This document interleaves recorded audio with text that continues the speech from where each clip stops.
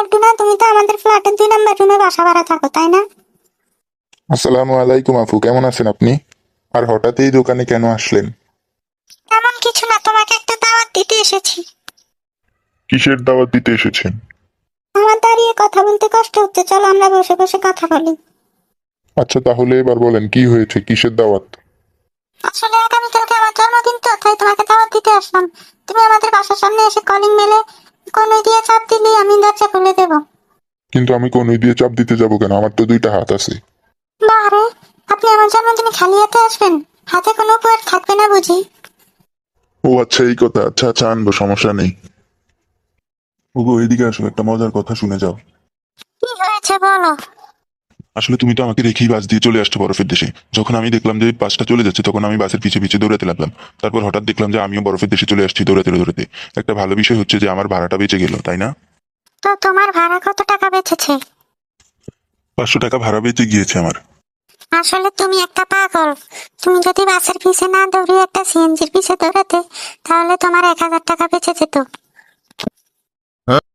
ওগো শুনছো, একটা কথা বলি শোনো। হ্যাঁ তাড়াতাড়ি বলো, কি বলবে বলো। আজকে তোমার নামে এলাকায় অনেক খারাপ খারাপ কথা শুনেছি। তুমি নাকি পাশের বাসার সকিনা ভাবির দিকে খারাপ নজরে তাকিয়েছো। হ্যাঁ, তোমারও কি এই কথাই বিশ্বাস হয়? না না, তা কেন হবে? আসলে আমি তাকিয়েছিলাম, ঠিকই বলেছে। কিন্তু তোমার দিকে যেমন করে তাকাই, ঠিক তেমন করেই তাকিয়েছিলাম। এখন তুমিই বলো, আমি কি তোমার দিকে খারাপ ভাবে তাকাই? তাই বলো, আমি আরো কি না কি ভেবেছি। ওগো তুমি ঘুম যাচ্ছ নাকি? তাড়াতাড়ি ওঠো, তোমার সাথে কথা আছে। কি হলো, এখনো ঘুম যাচ্ছ? তাড়াতাড়ি ওঠো না, তোমার সাথে কথা আছে বললাম না? মামা, তুমি কখন আসলে? আর তোমার এই অবস্থা কেন? আসলে আজকে অফিস থেকে বাসা ফেরার সময় আমার গাড়ির সামনে একটা পাগল শুয়েছিল। তখন আমি তাকে বললাম যে গাড়ির সামনে থেকে সর, না হলে একদম গায়ের উপর দিয়ে গাড়ি উঠিয়ে দেবো। হ্যাঁ, ও মা, তাই নাকি? তো পাগল কি বললো পরে? তখন পাগল বলতেছিল যে তার মাথার উপর দিয়ে নাকি সারাদিন 10টা 20টা করে বিমান যায়, কিছুই হয় না। আর আমার এটা তো সামান্য গাড়ি।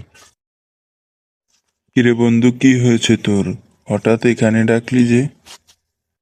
আর বলিস না, তোকে একটা দুঃখের কথা শোনাতে এসেছি। কি কথা বলবি বল। আসলে আমার 2টা স্ত্রী ছিল, যার মধ্যে প্রথমটা মারা গেছে বিষাক্ত দুধ পান করে, এবং দ্বিতীয়টা মারা গেছে মাথা ফাটিয়ে দুধ খেয়ে। হ্যাঁ, কিন্তু হঠাৎ এরকম অবস্থা হলো কেন? আসলে প্রথম স্ত্রী না ভেবেই হঠাৎ দুধটা খেয়ে নিয়েছিল, তাই সে মারা গিয়েছে। কিন্তু দ্বিতীয় স্ত্রী খেতে না চাওয়ায় তার মাথায় ডান্ডা মেরে খাওয়াতে বাধ্য করেছিলাম, তাই সে মারা গিয়েছে। ওগো শুনছো, আজকে অফিসে যাওয়ার সময় অনেক বড় একটা বিপদ হয়েছে। কেন, কি হয়েছে তোমার? আসলে আজকে যে আমাকে ব্যাংক থেকে টাকা উঠিয়ে আনার কথা ছিল, সেটা আমি পারিনি, কারণ পথে আমাকে ছিনতাইকারী ধরে বলেছিল হয়তো টাকা দিতে না তো জীবন দিতে। আরে তুমি বোকার মতো টাকাগুলো দিয়ে আসছো। ওমা, তুমি কি বললা? আমি টাকা দিব না তো আমার জীবন দিয়ে আসবো নাকি?